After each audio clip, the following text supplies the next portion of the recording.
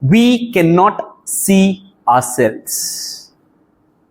We cannot see ourselves. Growth comes from seeing what the world sees in us and then working on what you want them to see in us. That's the beauty of knowing what your blind spots are in your communication, in your speeches, in your conversations with people, knowing what is it it's working from the listener's perspective, not what you feel. I could be feeling great about what I've done today, but it boils down to nothing if I don't review what your takeaway from the meeting is or what your takeaway is from it. So just sharing one story before I close. My contest winning speech in district finals had a total attempts of 44 times before I went onto that stage final time. And one thing, when I delivered the speech in Bangalore in one of the clubs, one feedback that I got, which I got from nowhere until then, and something that made me think about what am I doing.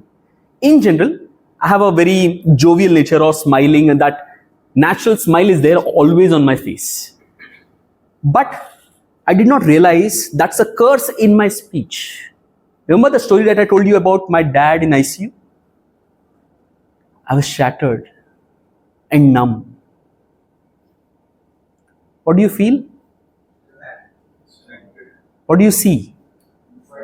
My default nature in play in something that I really experienced.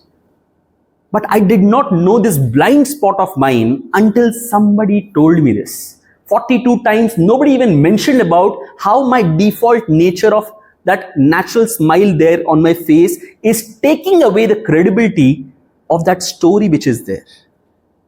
And once I heard that, I made the amends and made a conscious change to that presentation of that story.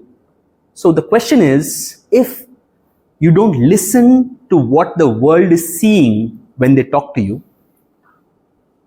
you will never make an impact in the way you want it to be.